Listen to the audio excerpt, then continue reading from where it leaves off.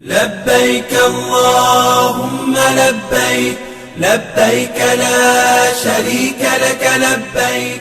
পবিত্র হজ আজ হিজরি ক্যালেন্ডার অনুযায়ী ৯ জিলহজ হজ অনুষ্ঠিত হয়। এদিন সব হাজি আরাফায় অবস্থান করেন।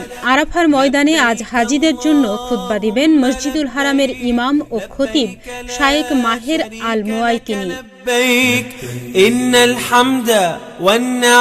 হজের আনুষ্ঠানিকতায় সৌদি আরবের মক্কায় ২০ কিলোমিটার দক্ষিণ পূর্ব আরাফাতের ময়দানে সমবেত হচ্ছেন বিশ্বের বিভিন্ন দেশের লাখ লাখ মুসলমান। দ্য হারামাইনের ওয়েবসাইটে চলছে খুতবার কাউন্টডাউন। সেই হিসাবে আজ বাংলাদেশ সময় বিকেল ৩টা ২০ মিনিটের দিকে খুতবা শুরু হওয়ার কথা রয়েছে। প্রতিবারের মতো এবারও মক্কা থেকে ৫ থেকে ৮ কিলোমিটার পূর্বে মিনায় তাঁবুতে অবস্থান করেন হজ যাত্রীরা। সেখানে ইবাদত বন্দিকিতে দিন ও রাত পার করেছেন তারা।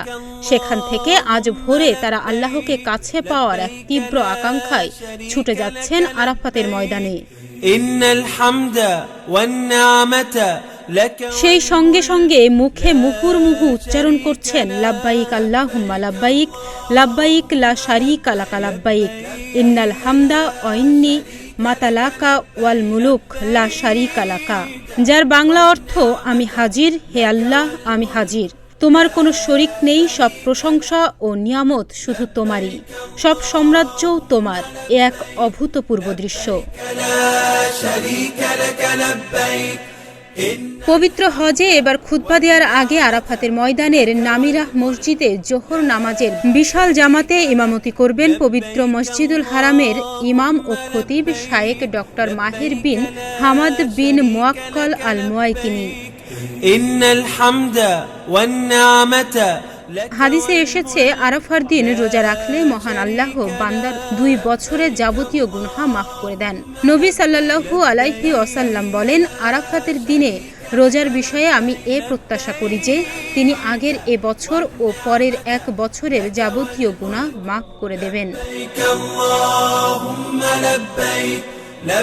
এবছর হজের আরবি খুতবাটি বাংলা সহ ৫০টি ভাষায় শোনা যাবে।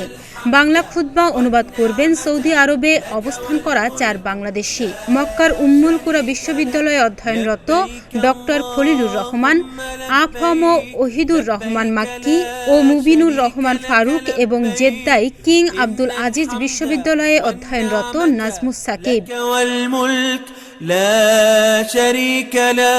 বাংলায় হজের খুতবা শোনা যাবে মানারাতুল হারামাইন ওয়েবসাইট ও তাদের মোবাইল অ্যাপে।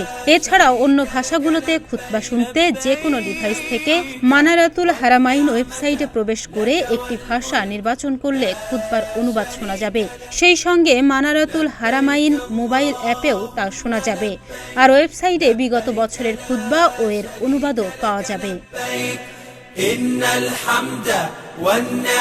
ডেস্ক রিপোর্ট, প্রতিদিনের বাংলাদেশ।